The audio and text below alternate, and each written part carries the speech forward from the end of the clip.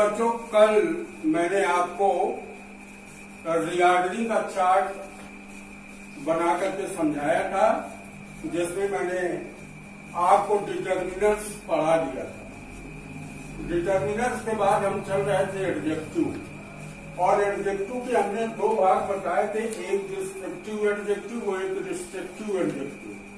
तो descriptive adjective खत्म हो गया था, आज चलना है रिस्ट्रिक्टिव एडजेक्टिव। रिस्ट्रिक्टिव एडजेक्टिव को दूसरे शब्दों में कहा जाता है लिमिटिंग एडजेक्टिव, अर्थात सीमित करने वाला एडजेक्टिव।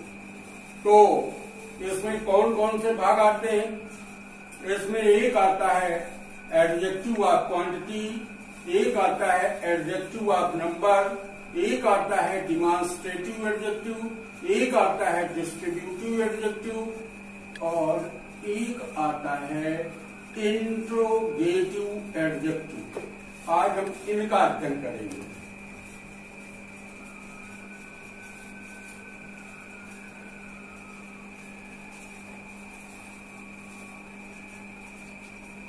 तो सबसे पहले आता है एडजेक्टिव ऑफ क्वांटिटी।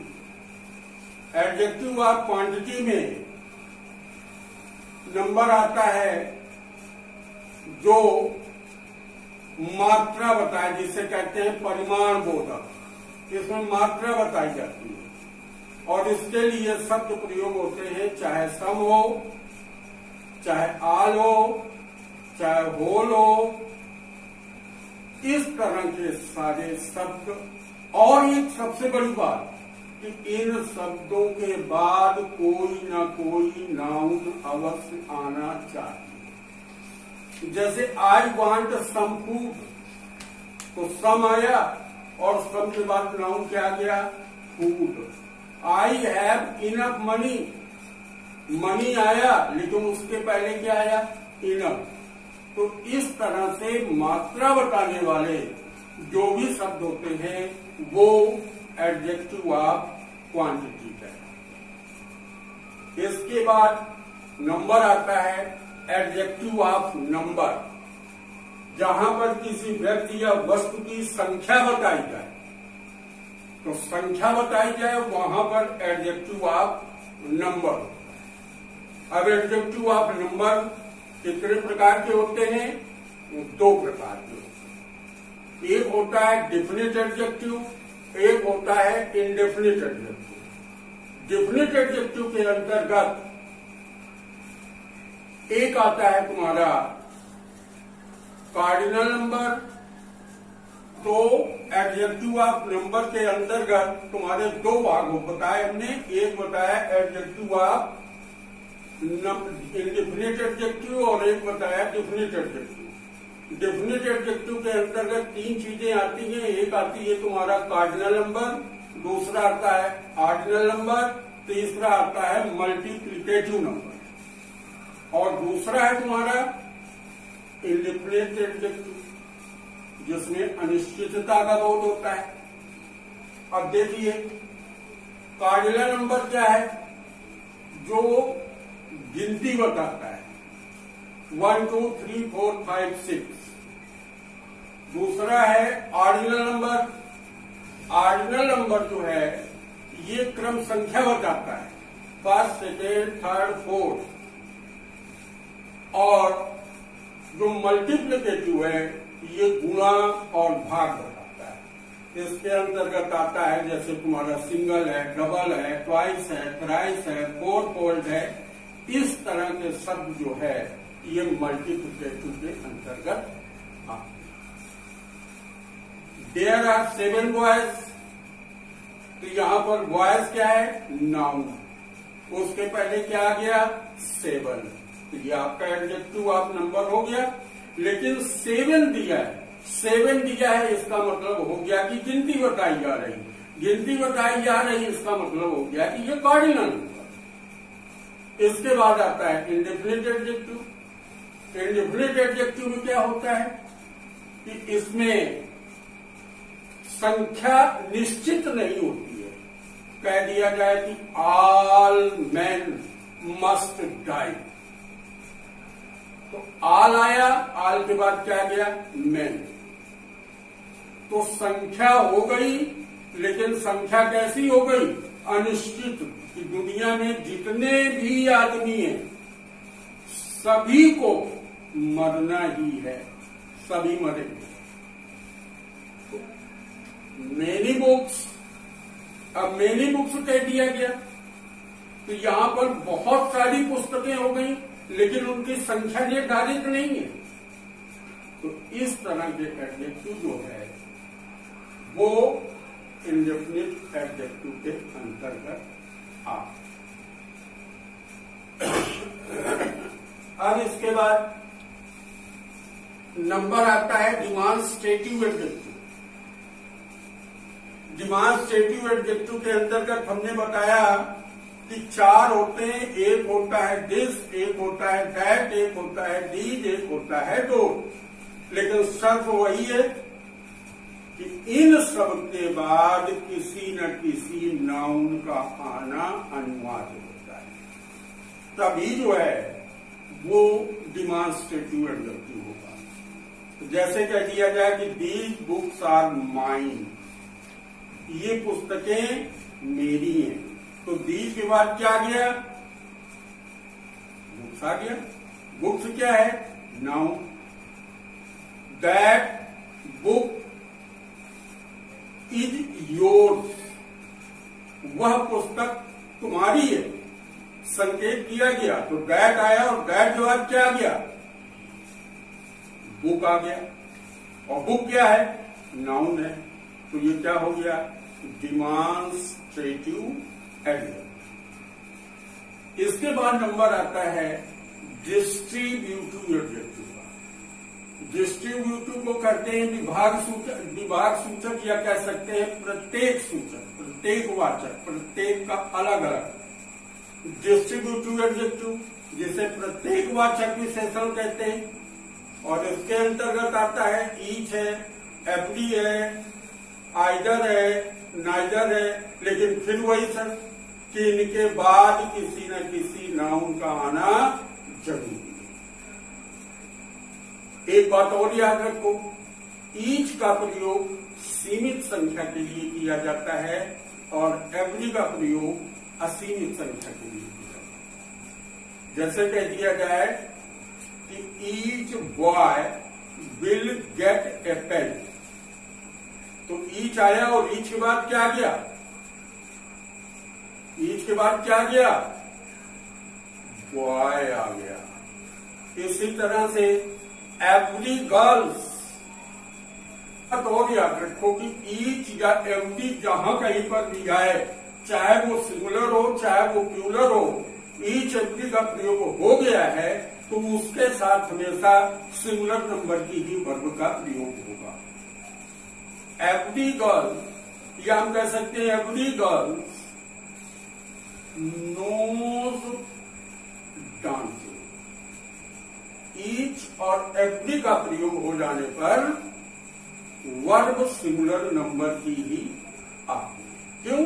क्योंकि इसमें जो है अलग अलग के लिए बताया जाता है, इसीलिए तो इसे प्रत्येक वाचक एडजेक्टिव कहा जाता है।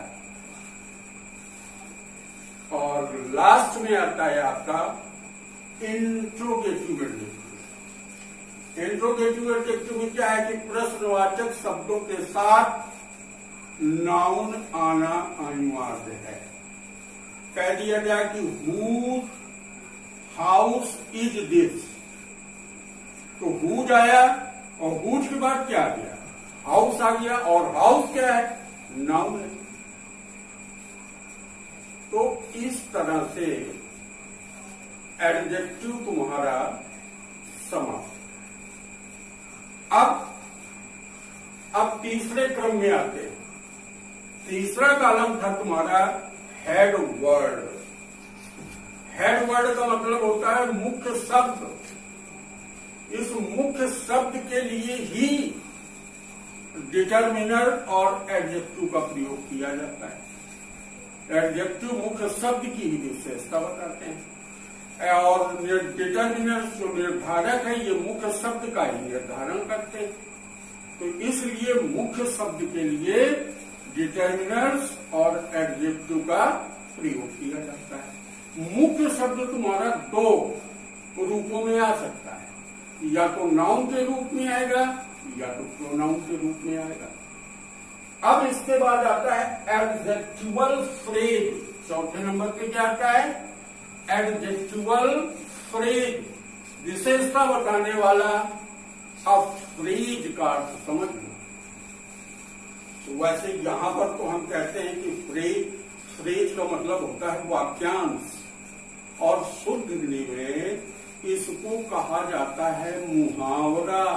जो हिंदी में तुम्हें मुहावरे पढ़ाए जाते हैं उसको हम इंग्लिश में फ्रेज कहते हैं।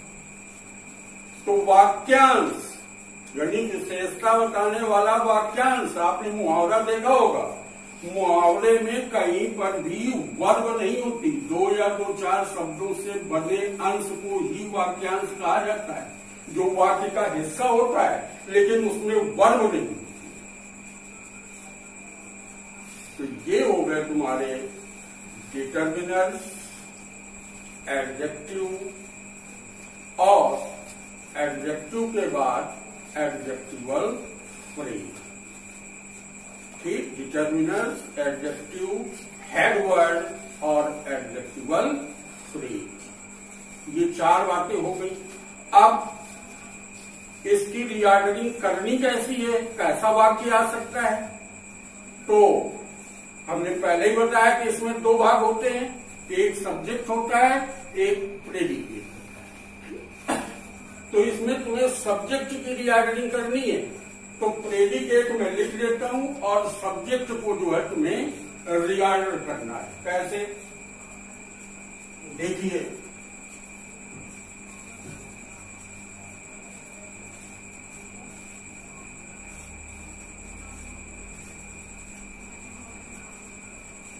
old and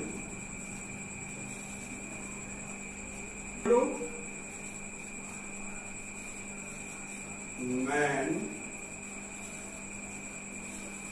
and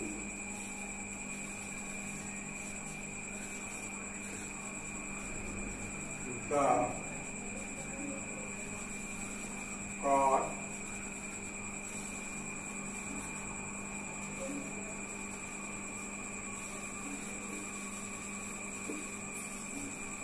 sleeping। हाँ, तो हमने जो है सेंटेंस लिख दिया सब्जेक्ट का भाग कि ओल्ड मैन एंड द काट सिटिंग ऑन। अब प्रेडिकेट लिखे दे रहा हूं, इज माई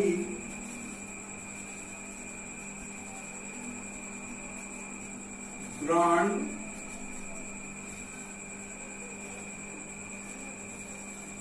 फादर। तो ये हिस्सा आपका प्रेडिकेट। प्रेडिकेट की रीऑर्डरिंग नहीं करनी है आपको रीऑर्डरिंग करनी है सब्जेक्ट की, और सब्जेक्ट है तुम्हारा ये।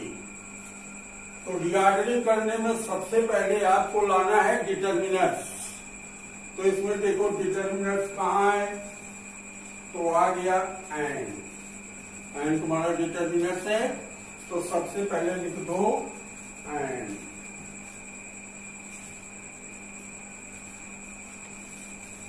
एंड के बाद अब लाना है एडजेक्टिव। तो एडजेक्टिव क्या हो गया तुम्हारा? ओल्ड। एडजेक्टिव लिख दो तो हो गया एंड ओल्ड। अब आपको लाना है हेड वर्ड। हेड वर्ड क्या है आपका? मैन, जिसकी विशेषता बताई जा रही है। तो आ गया मैन। अब चौथे नंबर पर आता है आपका एडजेक्टिवल फ्रेज। तो एडजेक्टिवल फ्रेज में दिया है द कार्ड सिटिंग ऑन। तो सबसे पहले क्या आ जाएगा?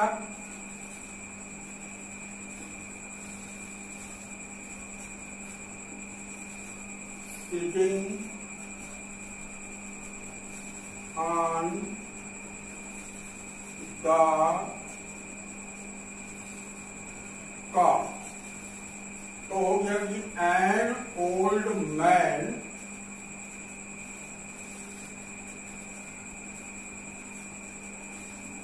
इसमें एक चीज तो रही क्या, वर्ब नहीं है क्या, है वर्ब। तो क्या हो गया, an old man sitting on the car. ये आपका सब्जेक्ट हो गया। अब प्रेडिकेट जो करते हो कर दो, क्योंकि उसकी भी एडिंग करनी नहीं। तो हो गया इज माई ग्रैंड फादर। इस तरह से आपको रिगार्डिंग करनी है सब्जेक्ट। तो सब्जेक्ट का काम यहां पर आज समाप्त हो रहा है।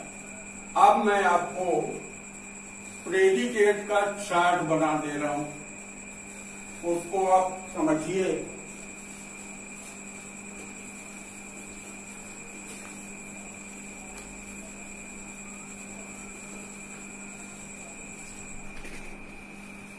अब चार्ट आपका बनेगा प्रेडिकेट का।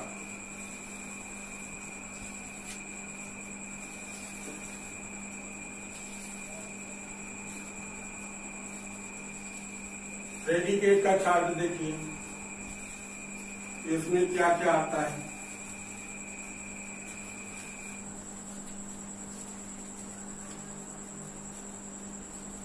प्रेडिकेट में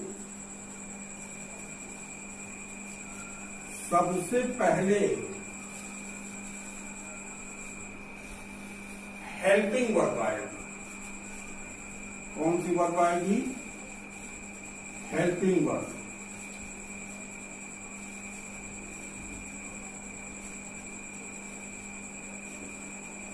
हेल्पिंग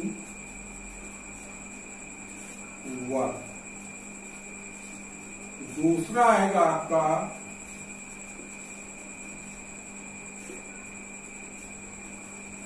मेन वर्ब। तीसरा आएगा आपका डायरेक्ट ऑब्जेक्ट।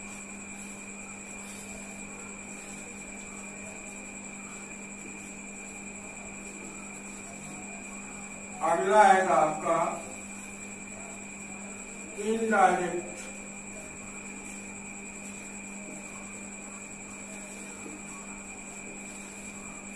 ऑब्जेक्ट।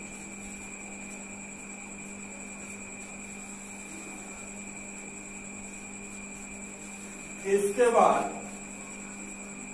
अगला नंबर है आपका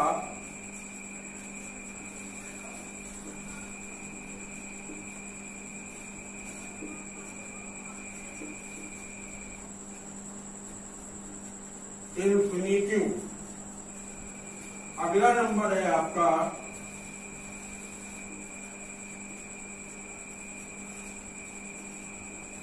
जीरंड। जीरंड के बाद आपका अगला नंबर आएगा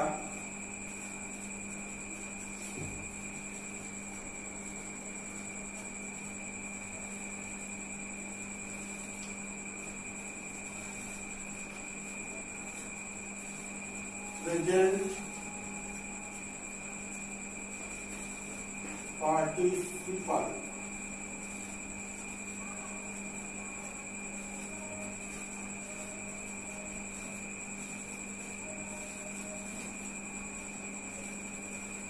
इसके बाद पास्ट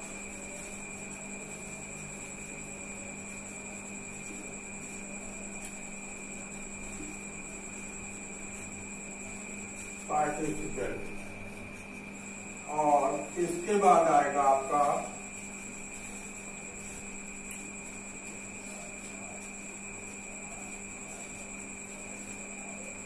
परफेक्ट पार्टिसिपल।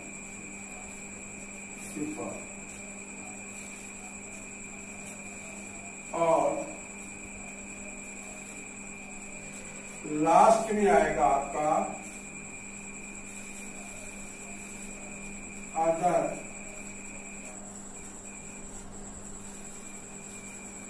वर्ड।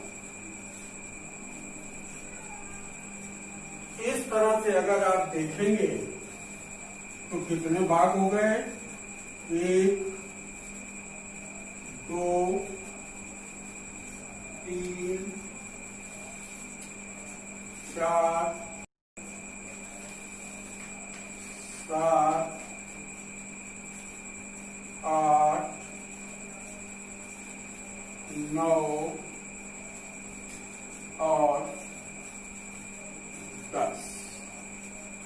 तो प्रेडिकेट के आपके ये 10 भाग हो गए।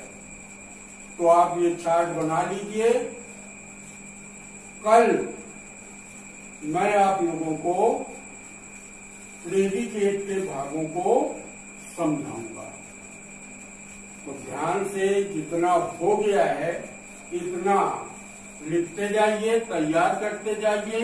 और एक बात